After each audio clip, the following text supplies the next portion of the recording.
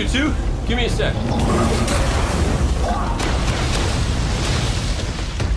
Zavala's doing the hero thing in the plaza. Me? I've got a date with whoever's behind this. It'll be a short date.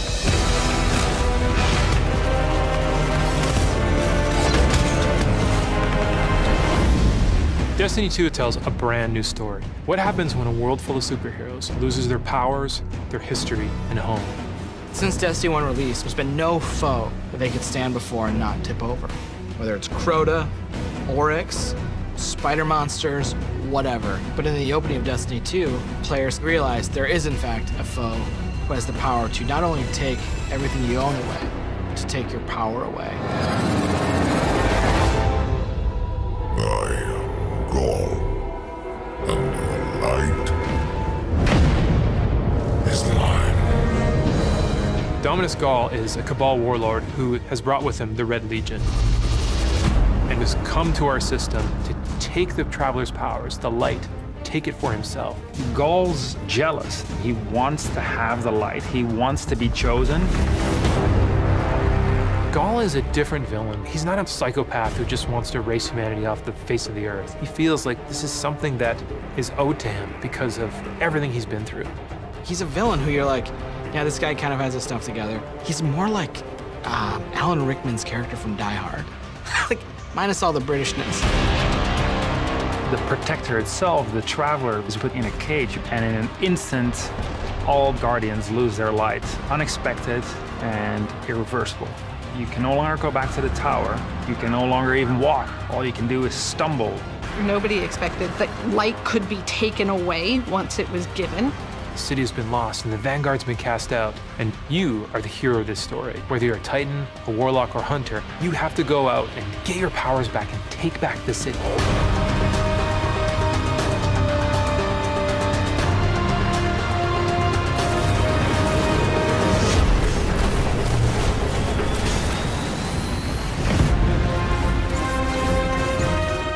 Whether you're playing Destiny today or it's going to be your first foray into the franchise, Destiny 2 is a new adventure for everyone.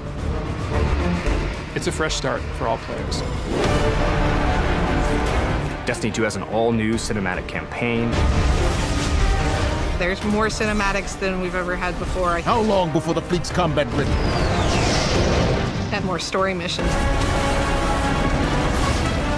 There's quests, there's adventures, there's going to be people talking to you. Let's bring them home, you and I. All new worlds to explore. We've got cooperative strikes for 3 players, new Nightfall strikes, and a brand new raid. And in Destiny 2, we built you all new weapons, all new armor, and a pile of brand new exotics. We also redesigned the weapon slots. They're gonna have a kinetic weapon, an energy weapon, and then a power weapon. Power weapons are things like fusion rifles and sniper rifles and grenade launchers. In that energy slot and the kinetic slot, you can have the same weapons. The new weapon plan was designed to provide players with more freedom and more choice to use the stuff that they love.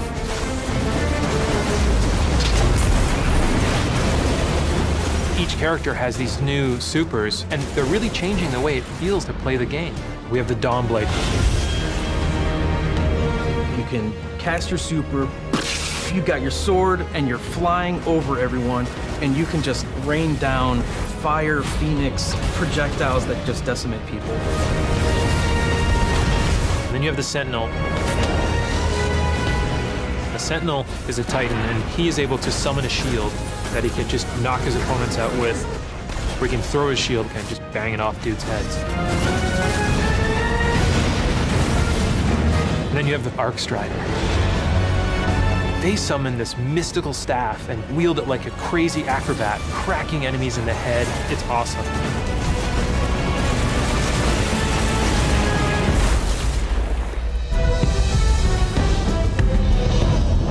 The idea of losing your home and being cast out and the lengths that you go to get it back, it's all tied together to be something that's really meaningful. The sense of starting as an underdog and climbing to a great height is really fun. Destiny 2 is the place where we get to reach back out to everyone who could enjoy a sweet first-person shooter in a future world. with giant awesome aliens to fight and gear to chase and powers to use and say, come check this world out. Come get invested in this world and in this story.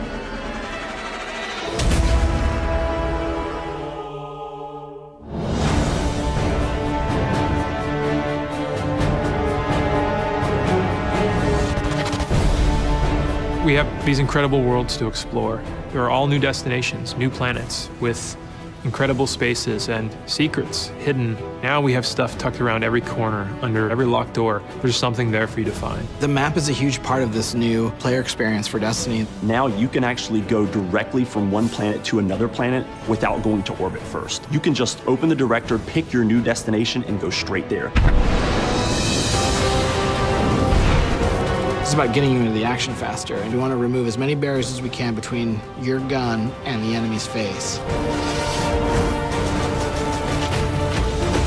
Everything you're doing on every destination is about getting more powerful, and it's about getting the band back together.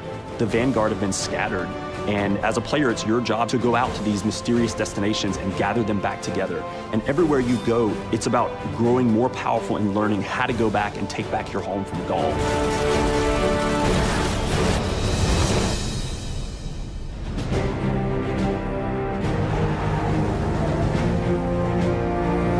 One of the first destinations that you're going to go to is the European Dead Zone. This is an incredible place. It's the largest destination we've ever built, easily, maybe by a factor of 2. And we have found a refuge where we've built a camp. It's the place where humanity stops fleeing, and it's where they decide to, plant a flag, start getting strong again.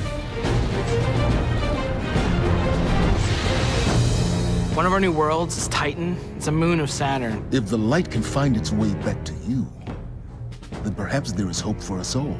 That's where Zavala chooses to go, to heal his wounds and to recover from the assault and the defeat that he's just suffered. It's this incredible methane ocean with 40-meter-high waves, and there's an old human utopia there that's sinking into the ocean. These huge monolithic structures constructed by humanity at the peak of the Golden Age. There's literally no land mass on Titan. It looks like the ocean.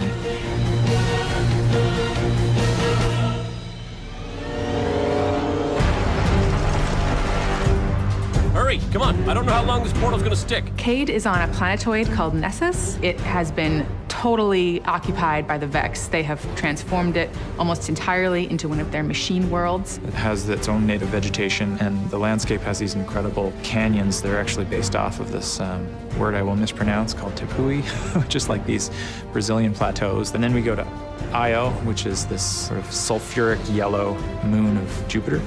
Io is the last place in our solar system that the Traveler touched before the collapse happened. And you can imagine that a place where the Traveler once appeared has a bunch of mythology and lore and mystery surrounding it. It's a very sacred place to Guardians, and particularly Warlocks, and particularly Ikora. This is where I return.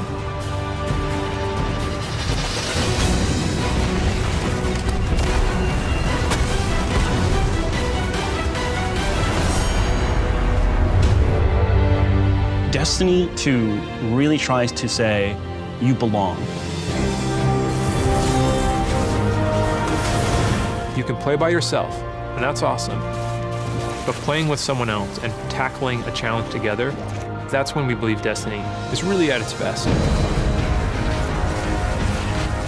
We've heard loud and clear from a lot of our players over the last couple of years that they really wanted to play endgame activities like the raid and the Nightfall strikes that require a group, but they just couldn't get enough players online at the same time. Our big challenge is like, how do you take the ease of matchmaking and how do you take the magic of community building and help people find the people that you will have a great time with? We're adding 2 new systems to Destiny 2 that are pretty critical: clans and guided games. Clans have always been a part of Destiny. It's just been a nameplate or a second friends list. But clans are finally in the Destiny 2 game. Clans in Destiny 2 are groups that you can join to play the game together. When you're looking for the clans, you kind of get to see their motto, you get to see their name, you get to see that awesome clan banner there, and you kind of get a sense of who they are before you say, you know what, yeah, I'm gonna go play with these guys. Clans are gonna have progression, rewards, and they're also going to be guides for the guided games experience. Guided games is a way to allow solo players to seek out clans, to find people who are already hosting a game who are just looking for 1 or 2 more players. So imagine you had 5 people who wanted to play Raid, but they're missing a 6th person. Then you have a solo player who's never played Raids before, and they're like, I just want to see what this is like. We'll match a group and a solo player together. Guided games are our way of making sure everyone who loves Destiny can play every piece of content we build. Guided games doesn't require any commitment. You can just have that really great experience, and then you can part ways. But our hope is, if you have a blast in that activity, maybe you'll make some friends and join the clan. Destiny, through clans and guided games, is going to help people fill out their friends list, so they're always going to have people to play with. What we try to do in Destiny 2 is weave this sense of community throughout the entire game. When you get to the farm, you meet this character, Hawthorne, who doesn't live in the city anymore, but she went out into the wilderness and created a community of her own. So we use the storytelling. It's created so many friendships that would have never existed, all because of this game. We really try hard to make sure from the ground up we're building this to be an experience that you want to share with your friends. And not only your friends, but the potential friends that you could have. I've never had a game that feels like home before, but Destiny just feels like home. There are no words to explain how much I love this community. People have found a new place to call home and new people to call family. Destiny 2 is really ramping up everything in every regard. I think it really is about the breadth of experience that you can have. Whether you're in match-made activities like PvP and strikes, whether you've taken a step into guided games, it's a game that's best enjoyed beside other players. That's the heart of Destiny. That's what the game's about.